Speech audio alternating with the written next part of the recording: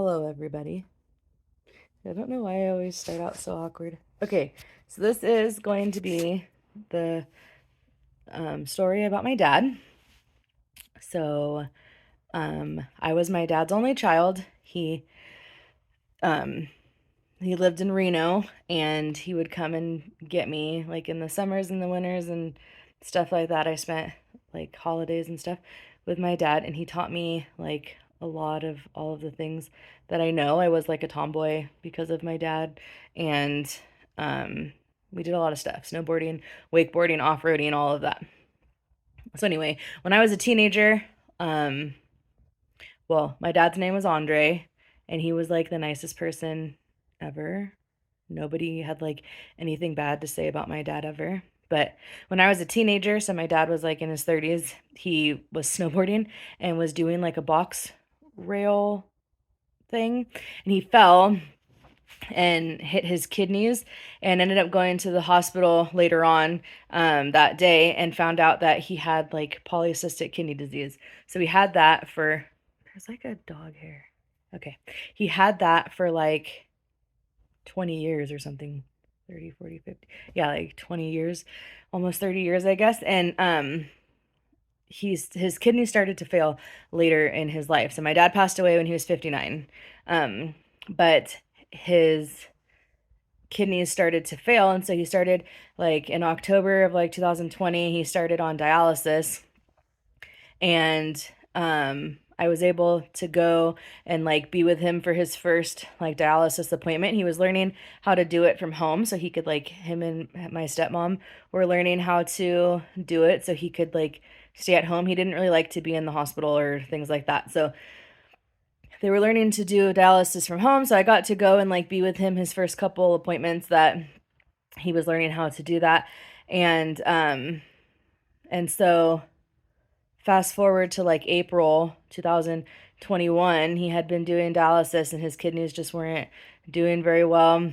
And he ended up going to the hospital because he wasn't feeling good and was like really weak. And my stepmom told him to go and he didn't want to. And so she called her friend whose husband was a doctor, and the guy told my stepmom, like, you need to get him to the hospital. So they got him to the hospital, and it turned out that he had like pneumonia and MRSA.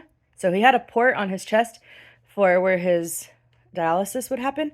And I think he had one implanted in his arm, I think, but it wasn't ready yet for them to start using it. And so he just had the one on his chest, and he had been learning how to swim. My dad, like, never knew how to swim. He'd always, like, sink. He never could, like, float, never float. So he was learning how to swim. And so he would go to the hot springs in Carson City, and it would make him happy to go there. But I think he went like once or twice with his port. And I don't know if that's what caused it to get infected, but it could have had something to do with it. So he had MRSA and pneumonia, and those are two very hard things for your body to handle. And so he had to be in the hospital for a month because the MRSA medication, antibiotics, takes like a month to do. And so I was working two jobs at the time. My main Crystal Terrace job as a med tech, and then my second job I worked at Walmart in like the service center, just a couple hours in the evening. And so on my days off at my main job, I would call out of Walmart and I was driving back and forth. So like I'd go to my dad's house on my first day off. I'd leave at like 5 in the morning and then get there at like 10, and I'd spend 10 to 4 with him and my stepmom in the hospital, and then I would come back to her house and stay with her, and then the next day we'd go back 10 to 4, and then at 4 I would leave and come back home, go to bed, get up to go to work in the next morning. So I did that like 4 days off in a row, 4 rotating days off in a row. Well, 3. And then he was kind of starting what seemed like to get better. He was starting physical therapy, but he was on oxygen, like a lot of oxygen, and he didn't really like it. And I noticed like when I would go and see him, like he was sleeping more. He didn't want to eat very much. Like he was just, you could see him starting to decline. So then I wasn't going to go because he was moving to a different part of the hospital that was supposed to be like better, and he was doing better. And so I wasn't going to go this time, the fourth time, because I had gone like, you know, those times in a row. And um, I don't know, I was like going to give him a break.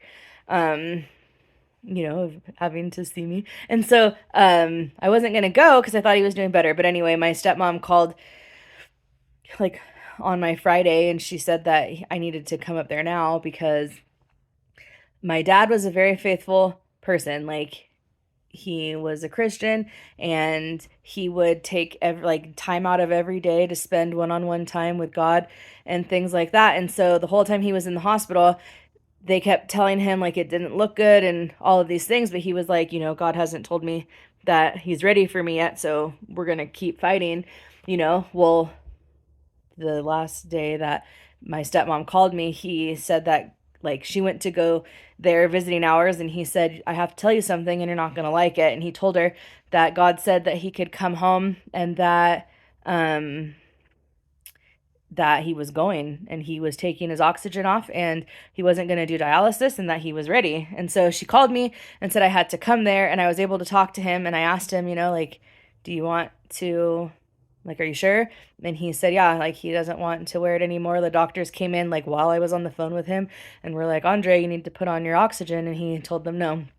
So then I left work and like came home and got Jolyn and Jacob, and we drove to Reno. So she called me at like 11 something. Like, we got there like 5:30, and he was already like sedated because he was having such a hard time breathing and everything. And they we got there at 5:30, and he passed away at like 1:30 in the morning. So just, the day he only suffered for like the day. But I wouldn't even call it suffering. Like, he was so like peaceful, and um like they didn't have to like give him medication or anything. Like, it was just kind of like peaceful. And so yeah, that's about my dad's passing. It was like sudden because we didn't really know that when he was going in for pneumonia that, he wasn't going to come back out. It was, he was young, 59, and he was very active all the time. So it was weird that it hit him so hard. But after all those years, I guess his kidneys just stopped functioning. And they talked about a kidney transplant, but then your kidneys and your heart work together, I guess. And because his kidneys were failing, it caused him to have like heart failure. And so he also needed a heart transplant, and he couldn't get either because he needed the other transplant. And so it just like didn't work out. But that is like the beginning of my journey, I guess, because me and my dad being so close and him being so faithful, like every time we talk on the phone, he would like preach to me, I guess I would say. Like, he would, you know, it was always, my dad's a talker, I'm a talker, and so like he would call me, and I'd always have to look and be like, do I have time to talk to him? Because I know that there was never quick conversations with my dad. They were always long.